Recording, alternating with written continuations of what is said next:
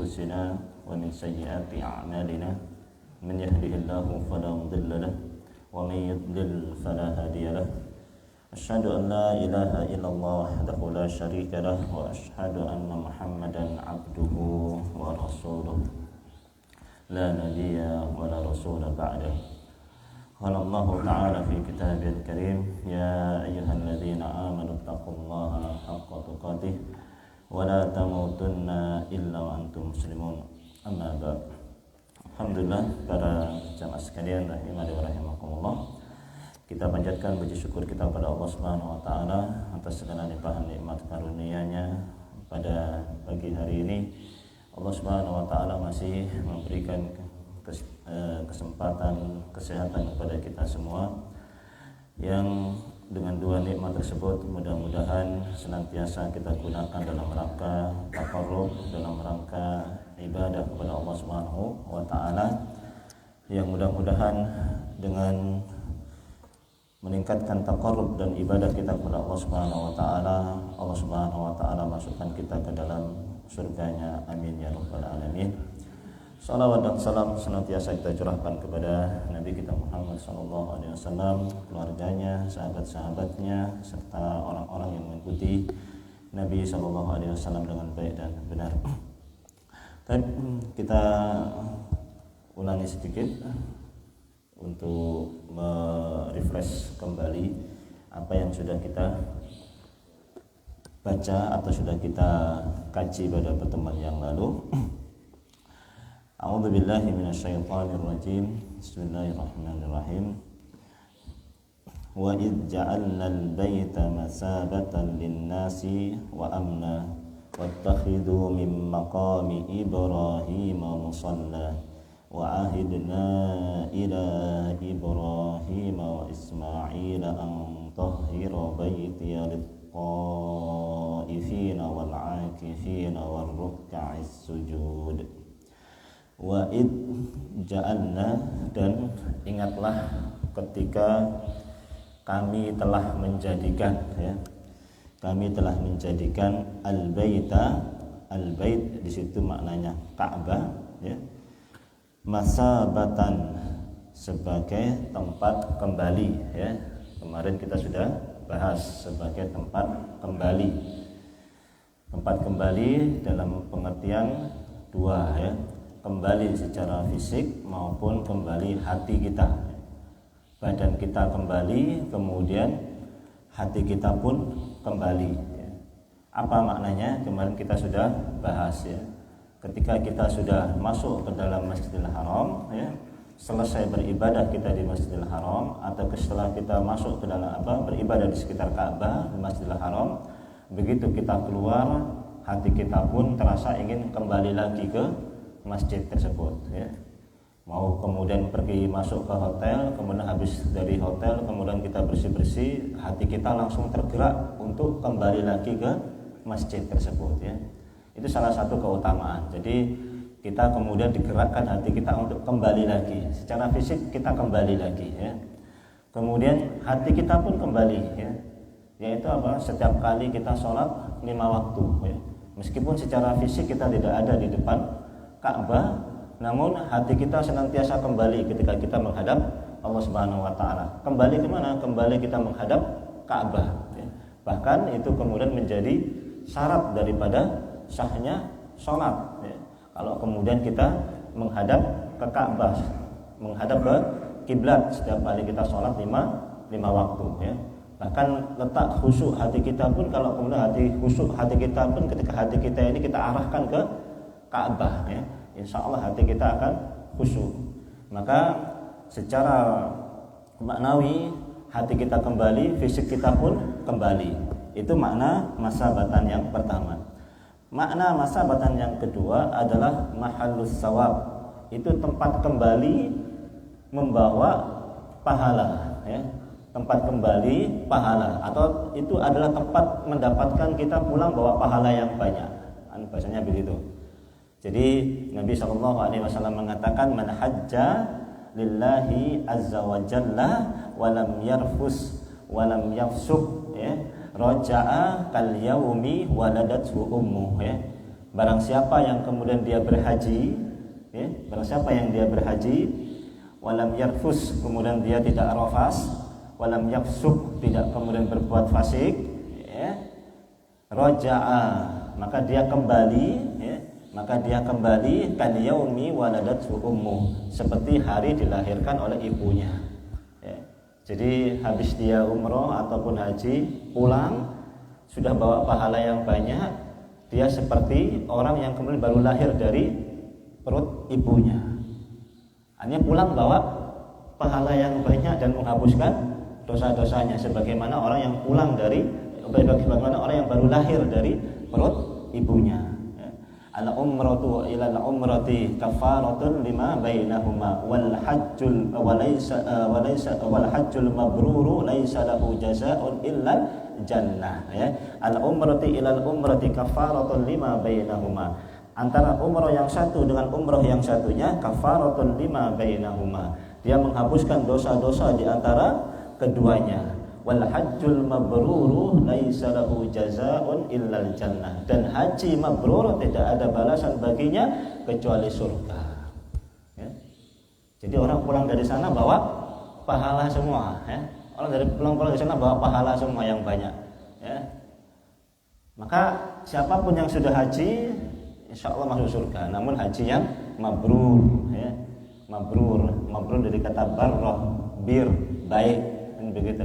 Jadi kalau mabrur maknanya adalah dia menjadi lebih baik daripada yang sebelumnya, ya. Kata orang Jawa bukan haji mabur. Mabur itu terbang saja, ya kan? Tapi haji yang mabrur, ya.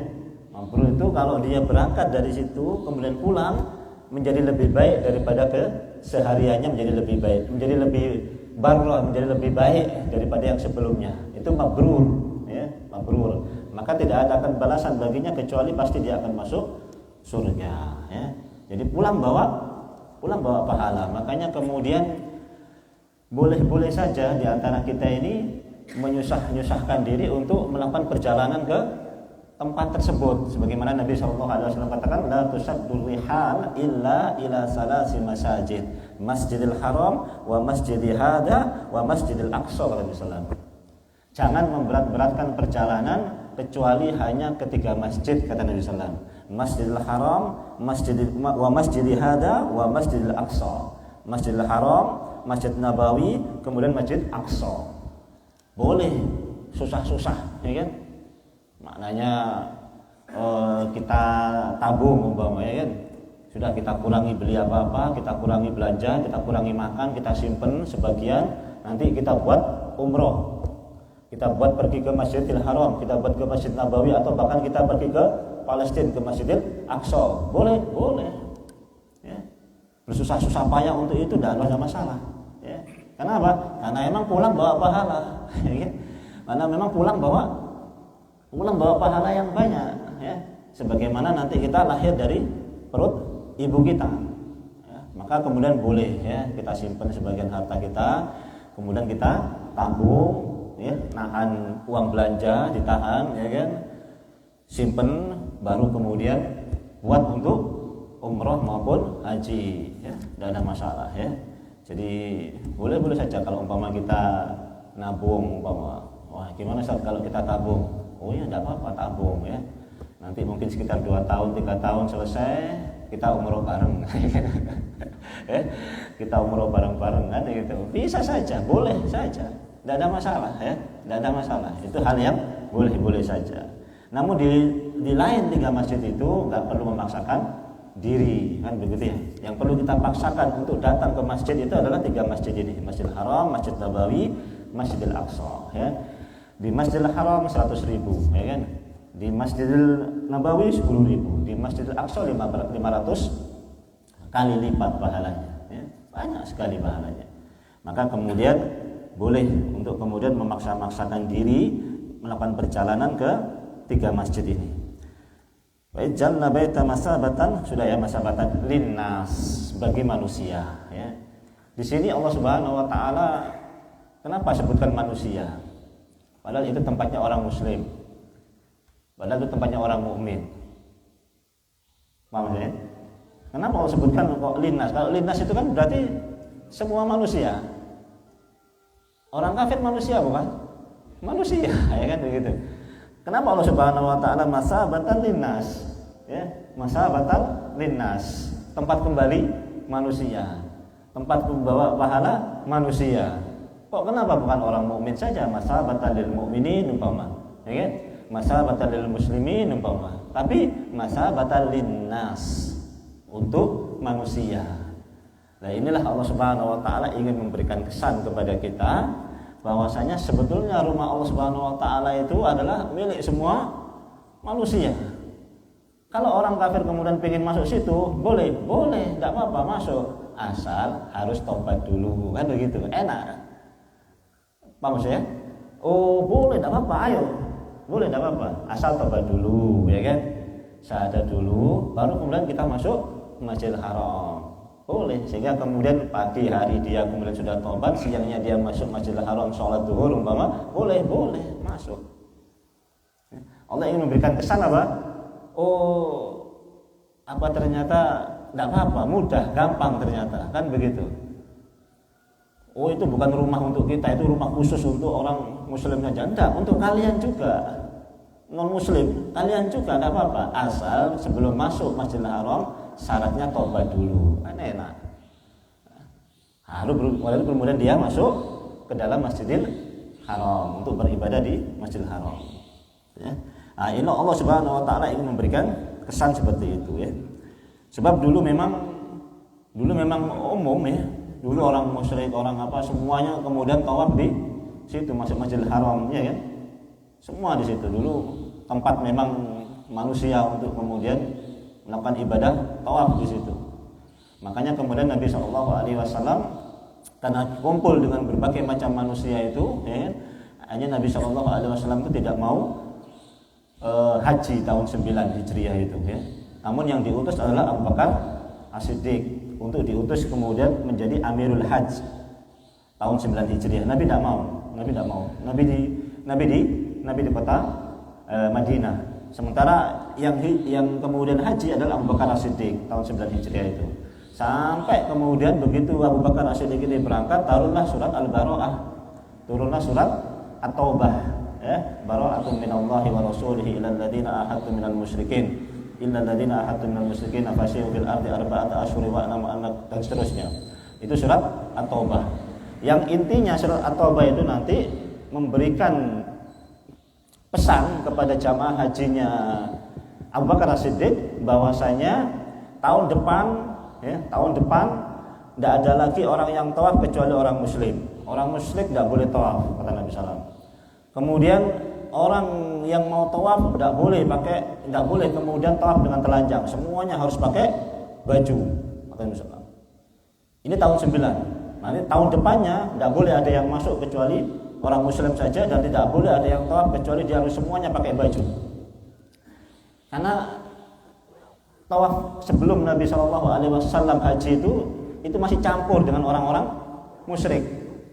Masih campur dengan orang-orang musyrik. Jadi Nabi tidak mau kalau nanti kemudian Nabi SAW haji campur dengan orang-orang musyrik ini. Nabi tidak mau, ya. Maka kemudian turun surat tersebut. Tahun berikutnya Nabi kemudian haji, tidak ada orang musyrik, semuanya orang Islam semua, ya. Nah, maka kemudian kalau mau haji ataupun umroh, maka kemudian tobat harus masuk Islam, kemudian baru dia boleh masuk Masjidil Haram, ya. Cuman ini adalah isyarat bagi kita atau isyarat bagi manusia bahwasanya sebetulnya mudah. Allah Subhanahu wa taala memberikan kesan pertama kali dulu bahwasanya ini untuk semua manusia, rumah ini, ya. Rumah Allah ini untuk semua manusia. Nanti bagaimana cara masuknya? Nah, barulah ditunjukkan cara masuknya, ya kan? Enak, ya. Bahasanya Allah Subhanahu wa taala ingin memberikan kesan seperti wa amna, kemudian rasa aman. Ya. Aman, ya. Jadi ini adalah dua hal yang tidak bisa terpisahkan tentunya, ya. Tempat kembali dan aman, ya. Tentunya yang namanya tempat kembali itu harus aman, enggak mungkin kita harus cari tempat kembali yang tidak aman, ya kan? Harus aman tempat kembali itu. Maka dua-duanya ini adalah kepunyaan daripada Ka'bah tersebut. Haram, Baitul Haram, itu semuanya aman di situ. Aman bagaimana, Ustaz? Tempatnya aman, hatinya pun akan tentram, rasa aman di situ, ya. Aman secara fisik memang aman, nggak bisa. Jadi begitu kita masuk ke dalam Masjidil Haram itu sudah aman, meskipun kita punya masalah di luar. Umpama ini ya, kita habis berantem, kemudian bunuh orang, kemudian masuk Masjidil Haram, aman. Ya. Perasaan kita pun aman, bahkan secara hukum pun nanti aman di situ. Bayangkan kalau kemudian di Masjidil Haram itu kan kita tidak boleh motong tanamannya, ya kan? Kemudian tempat-tempat burung itu kita nggak boleh menghardiknya, kan? Biarkan mereka kemudian terbang, biarkan mereka kemudian makan seenaknya, nggak boleh kita hardik dan sebagainya. Ya, aman, ya kan? Semuanya merasa aman. Jadi barang-barang kita sebetulnya ya mestinya aman memang, ya, nggak bisa. Ya. Memang Allah Subhanahu Wa Taala jamin aman tempat itu. Namun kalau hari ini terjadi hal-hal yang itu bukan karena tempatnya, ya, tadi tentu itu personal orangnya, ya. Ustaz, saya di sana kecopetan, Ustaz. Ya wajar, ya, memang orang sana pun ada yang demikian, maksudnya begitu, ya kan? Bukan kemudian orang sana pun nggak ada yang seperti itu, ya ada. Di Masjid Haram pun kecopetan tuh ada, ya kan? Ada nggak, ya kan? Di Masjid Haram kemudian barang diambil itu ada, ya. Dan itu perilaku orang sana. Itu secara oknum saja, tidak semuanya. Namun secara tempat itu menjadi tempat yang aman keutamaannya, ya. Nggak bisa diganggu. Aman tempat itu, ya. Kalau segi orangnya mungkin saja terjadi, ya. Mungkin saja terjadi hal seperti itu. Mungkin kita pernah merasakan seperti itu, ya. Saya juga dulu pernah istilahnya di sama orang sana, ya. Naik taksi. Namun taksinya itu enggak kayak taksi kita. Taksinya sana itu mobil biasa. Nanti ada orang jalan, dia berhenti, ditanya, "Mau kemana kamu?" "Mau sana." "Ya sudah, sini aja. Sini. Berapa? 10 real." Ya sudah, masuk kan gitu. Nanti dia jalan lagi, muter-muter lagi, ada orang jalan, dia tanya lagi, "Mau kemana kamu?" "Mau sana." Nah, sampai penuh mobil itu. Sampai penuh, ya. Kalau ada boxnya di belakang, sampai di belakang box. Naik begitu. Begitu dibawa sama dia, muter-muter, tahu-tahu depan macet. Tahu-tahu di depan macet. Suruh turun semuanya kita. Turun, macet jadi nggak bisa jalan, turun. Ini bayar ini sampai tempat, nggak bisa macet, turun. Masya Allah, turun semua, jalan akhirnya. Manusia, kalau manusianya ada begitu itu, ya, sama dengan kita, ya kan. Tapi secara umum tempat itu menjadi tempat yang aman, ya, ya. Insya Allah menjadi tempat yang aman, ya.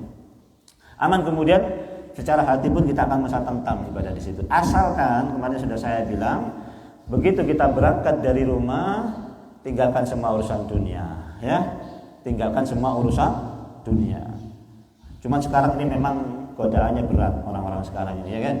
Godaannya berat. Kesana pun masih sibuk dengan urusan dunia, ya kan. Masih sempat ngatur ini, ngatur bisnisnya, ngatur jual beli dan sebagainya macam, ya kan. Pakai HP dan sebagainya, sehingga kemudian datang ke sana ini jarang sekali yang fokus betul-betul ibadah kalau sekarang ini, ya.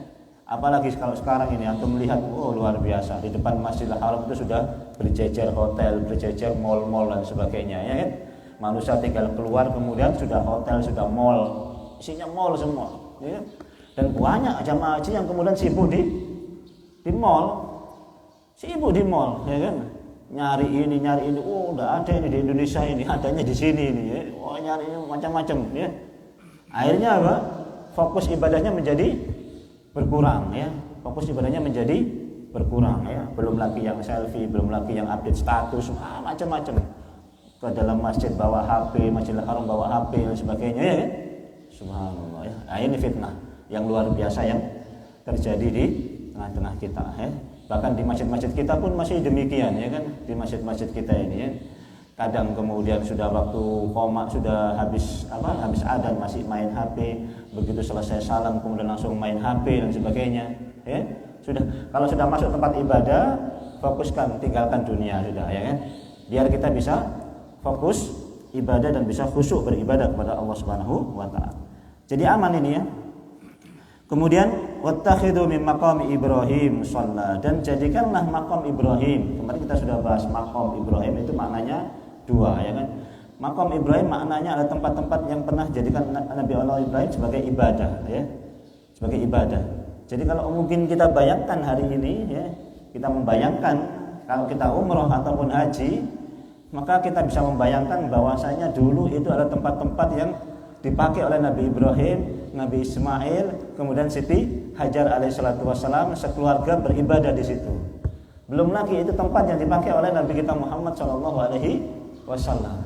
Jadi kalau kita bayangkan tempat-tempat itu, masya Allah, ini dulu tempatnya Nabi Ibrahim, ya, Ismail, Siti Hajar, masya Allah, ini dulu tempatnya Nabi Ibrahim, ya, Nabi Ismail, wah, masya Allah, ya, kebayang sudah bagi kita bagaimana dulu Ibrahim doa di sini, beribadah di sini. Kita bisa membayangkan ini tempatnya Nabi Ibrahim, ini tempatnya Nabi kita Muhammad SAW. Bayangkan itu tempat dua kekasih Allah Subhanahu wa taala, tempat ibadah dua kekasih Allah Subhanahu wa taala, yakni Nabi kita Muhammad dan Nabi Ibrahim alaihi wassalam ya.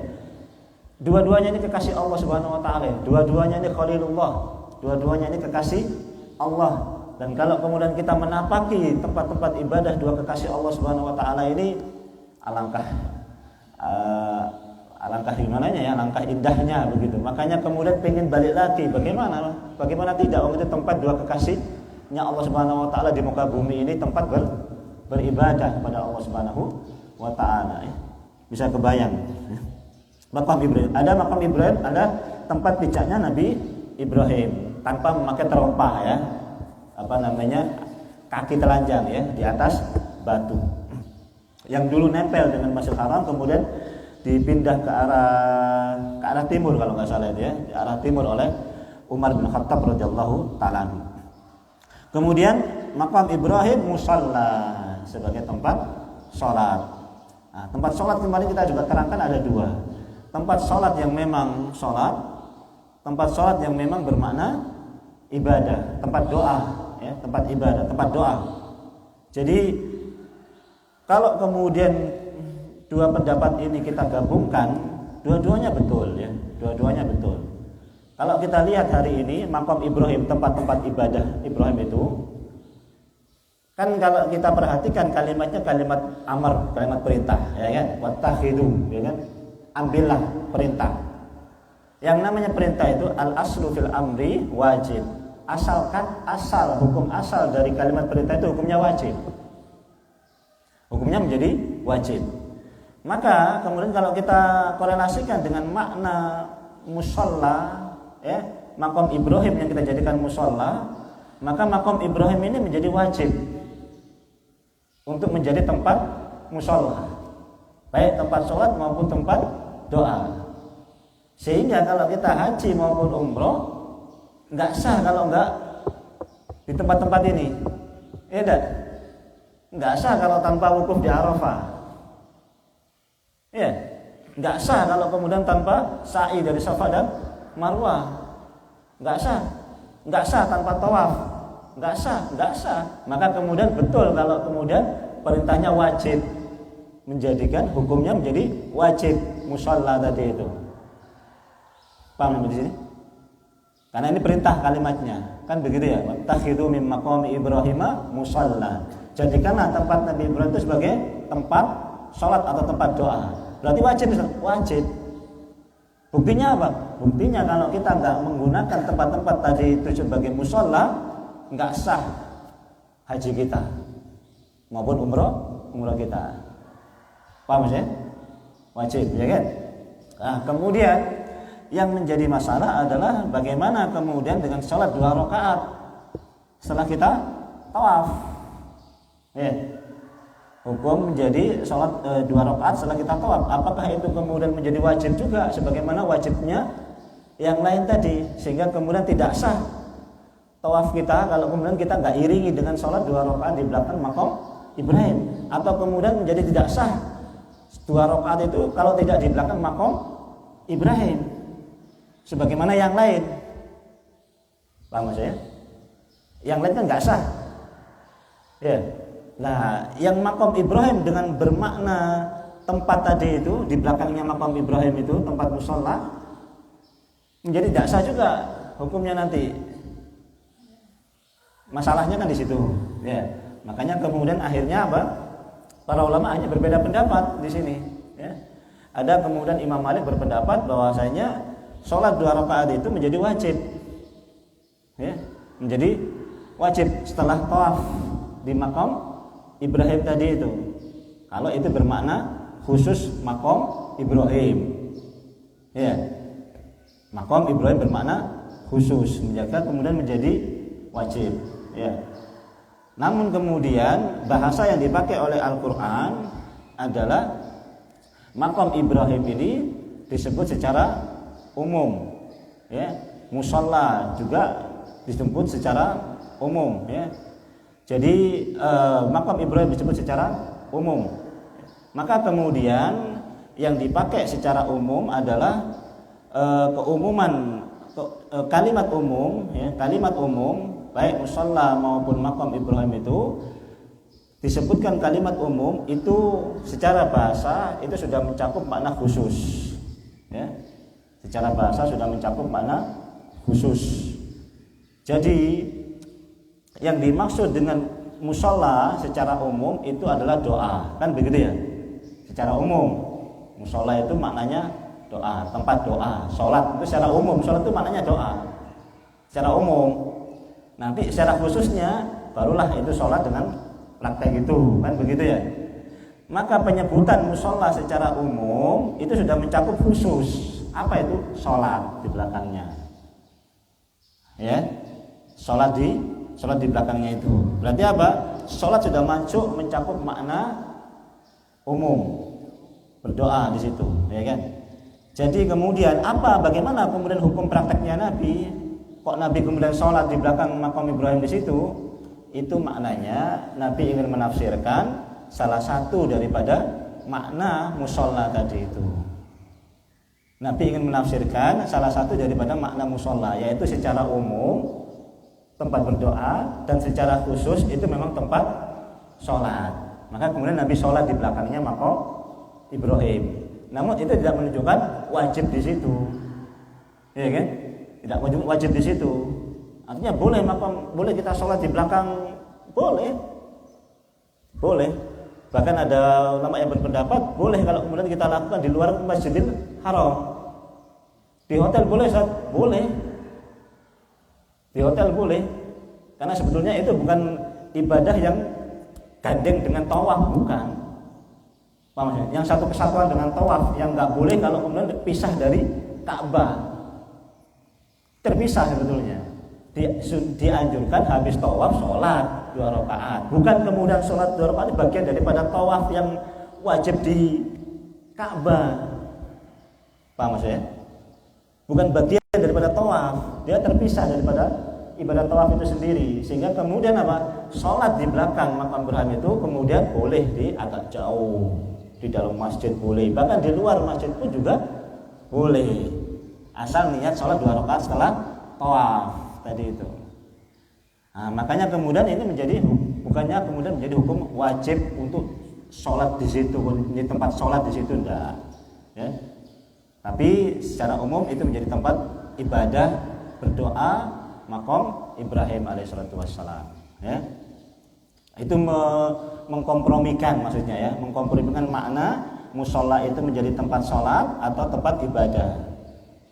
Kok prakteknya Nabi sholat? Nabi ingin menafsirkan bahwasanya makna musola itu menjadi tempat sholat maupun tempat ibadah ataupun tempat doa. Ya, ingin menafsirkan salah satu makna daripada musola tadi itu. Enggak wajib. Kalau itu menjadi wajib tempat sholat, ya tentu Nabi kemudian enggak pindah ke Masjid Nabawi, menjadi tempat sholat terus akhirnya di situ, iya kan? Enggak, Nabi kemudian pindah ke Masjid Nabawi. Nabi juga enggak menetap di Madinah. Nabi enggak menetap di Mekah. Nabi menetap di Madinah. Ya kan? Nabi juga sholatnya di Masjid Nabawi, nggak sholat di Masjidil Haram sebagai tempat sholat. Tempat sholat yang kita pahami ya, maksudnya ya. Enggak, ya. Enggak begitu ya. Maka disitulah yang dimaksud oleh para ulama ya. Kemudian musallu ahidna ila Ibrahim wa Ismail antahira baiti lit-taifina wal akifina war ruk'ais. Kemudian Allah Subhanahu wa taala perintahkan kepada Nabi Ibrahim dan Ismail untuk antahira, agar keduanya mensucikan, membersihkan. Kemarin kita sudah jelaskan, membersihkan berhala, membersihkan kotoran, tempat dan baju yang kita pakai. Mana dalil yang kemudian menunjukkan kita membersihkan baju, perintah membersihkan tempat. Kalau tempat diperintahkan untuk membersihkan, maka baju yang kita pakai lebih ditekankan lagi untuk dibersihkan. Kenapa? Karena yang kita pakai untuk beribadah ini senantiasa melekat kepada kita, lebih sering melekat kepada kita daripada kemudian Masjidil Haram. Kita nggak tiap hari ke Masjidil Haram, tapi setiap hari kita kemudian sholat di masjid. Setiap hari kita beribadah ke masjid, maka kebersihan daripada baju ini lebih daripada kebersihan tempat tadi itu. Tempat saja disuruh mensucikan, apalagi yang kita pakai. Paham sini ya? Pengambilan dalilnya maksudnya ya. Antahira baiti lit-taifin, dari berhala-berhala ya, dari berhala. Lit-taifina wal akifina war ruk'ai sujud. Kenapa Allah Subhanahu wa taala sebutkan lit-taifin wal akifin war ruk'ai sujud? Kenapa? Kan begitu. Kalau kita perhatikan begini. Allah ingin terangkan 4 hal ini dari yang paling khusus ke yang khusus, kemudian yang ke khusus lagi, yang khusus lagi. Maksudnya yang paling khusus, kemudian agak khusus, kemudian kurang khusus, kemudian enggak khusus. Paham maksudnya? Yang khusus, umum, begitu maksudnya. Nah, kalau kita lihat tawaf lit-taifina khusus, sangat-sangat khusus. Tawaf tidak bisa dilakukan kecuali di Ka'bah. Paham? Makanya Allah Subhanahu wa taala sebutkan apa? Lit-taifin, bagi orang yang tawaf. Allah sebutkan dulu pertama, apa ini? Ini yang khusus bagi Masjidil Haram. Ini khusus bagi Ka'bah. Tidak bisa tawaf di selain daripada tempat ini. Tempat lain tidak bisa. Tempat keramat tidak bisa. Ya, ada tempat keramat kemudian kita tawaf sebagaimana kita tawaf di Ka'bah ini tidak bisa. Kenapa? Karena Allah Subhanahu wa taala jadikan apa? Antahira baitiya lit-taif. Baitiya ya, rumahku ya. Baitiya, rumahku lit-taifin, untuk tawaf. Tempat lain berarti bisa? Tidak bisa. Ya, tidak bisa dipakai. Seberapa keramat pun tempat itu dianggap oleh manusia, tawaf di situ tetap haram, tidak boleh. Ya, karena tawaf di sini miliknya Ka'bah ya. Kemudian apa? Wal akifin, orang yang i'tikaf. Orang yang i'tikaf ini lebih umum lagi, cuman dia mesti masjid. Enggak bisa enggak masjid. Paham ya? I'tikaf ini mesti masjid. Ini mesti masjid, enggak bisa enggak masjid. Cuman apakah itu Masjidil Haram? Kan gitu pertanyaannya. Apakah itu harus Masjidil Haram? Enggak juga, ya kan? Lebih umum, ya, lebih umum. Tidak mesti Masjidil Haram. Kalau ditanya bagaimana afdolnya Ustaz? Yang afdol i'tikaf di Masjidil Haram. Kemudian i'tikaf di Masjidil Nabawi. Kemudian i'tikaf di Masjidil Aqsa. Kemudian i'tikaf di Masjid Jami'. Baru kemudian i'tikaf di masjid-masjid yang ini. Kalau mau cari afdoliyahnya ya. Tapi kalau bolehnya, boleh di setiap masjid, nggak harus di Masjidil Haram, nggak harus di Masjidil Nabawi, nggak harus di Masjidil Aqsa. Paham? Ini lebih umum lagi sedikit, ya kan? Lebih umum lagi sedikit, ya. Meskipun ada hadis la i'tikafa illa fi salasati masajid, fi masajidis salasi. Tidak ada i'tikaf kecuali 3 masjid. Masjidil Haram, Masjid Nabawi dan Masjidil Aqsa. Tapi hadis ini adalah riwayatnya mauquf. Mauquf itu berhenti kepada sahabat. Sahabat Hudzaifah, enggak sampai kepada Nabi. Ya, enggak sampai kepada Nabi. Maka kemudian secara umum jumhur ulama mengatakan bahwasanya boleh i'tikaf di masjid selain 3 masjid tersebut. Cuman harus masjid. Paham? Nah, barulah i'tikaf, ya kan? barulah kemudian ruk'a was sujud. Ini apakah boleh di luar masjid? Boleh. Ya kan? Boleh, di luar masjid boleh. Ya. Innama ju'ilat liya ardu masjidan wa tahuran. Sungguh dijadikan bumi ini suci. Boleh dipakai untuk masjid, tempat sholat. Boleh sholat kita kalau kemudian berada di tengah tanah lapang? Boleh sholat di tanah lapang? Boleh, tidak ada masalah. Berarti lebih umum, enggak harus di masjid. Pahamnya? Itu tentu dengan keadaan-keadaan yang ini loh ya, maksudnya ya. Bukan kemudian maknanya nanti boleh sholat di lapangan, enggak ke masjid. Bukan itu maksudnya. Jangan salah pahami ya. Artinya apa? Kalau pas kita lagi keluar, enggak harus ke masjid juga. Di kendaraan boleh sholat di atas kendaraan kalau memang diperkirakan waktu kita nggak akan sempat untuk sholat di luar kendaraan ataupun di masjid, ya kan? Boleh sholat di kendaraan, boleh. Nah, boleh itu menjadi keumuman daripada ayat ini. Ya, tawaf khusus, i'tikaf agak khusus, ya, ruk'a sujud umum. Nah, inilah bahasa Al-Qur'an, menyebutkan yang paling khusus, agak khusus, kemudian umum. Kenapa disebut ruk'a was sujud? Kita tahu sendiri yang namanya ruku dan sujud itu menjadi rukun daripada sholat, ya. Nggak sah kalau kemudian tanpa ruku dan sujud. Makanya disebut ruk'a was sujud, ya. Nah, ini ya. Paham ini ya seputar masalah ayat ini. Faedahnya apa? Faedahnya tentu yang kita tahu bahwasanya keutamaan dari Mekah ini Allah jamin dengan masa batan, dengan pahala dan rasa aman, ya kan? Dan rasa inna awwala baitin wudi'a lin-nasi lalladzi bi Bakkah mubarakan, ya kan? Fi ayatul maqam inna awwala baitin wudi'a lin-nasi lalladzi bi Bakkah mubarakan huda fi huda bayyinatum maqam Ibrahim. Ya. Inna awwala baiti wudi'a lin-nasi lalladzi bi Bakkah lilladzi bi Bakkah muharrama inna awwala baiti wudi'a lin-nasi lalladzi bi Bakkah mubarakan wa hudan lil alamin fihi ayatun bayyinatun maqamu Ibrahim wa man dakhalahu kana amina walillahi 'alan nasi hajjul baiti man istata'a ilaihi sabila wa man kafara fa innallaha ghaniyyun 'anil alamin. Allah jadikan bi Bakkah, namanya dulu Bakkah. Bisa Bakkah, bisa Makkah, ya kan? Bisa Bakkah, bisa Makkah, ya. Inna awwala baitin wudi'a lin-nasi lilladzi bi Bakkah mubarakan. Bakkah. Bukan Makkah, ya.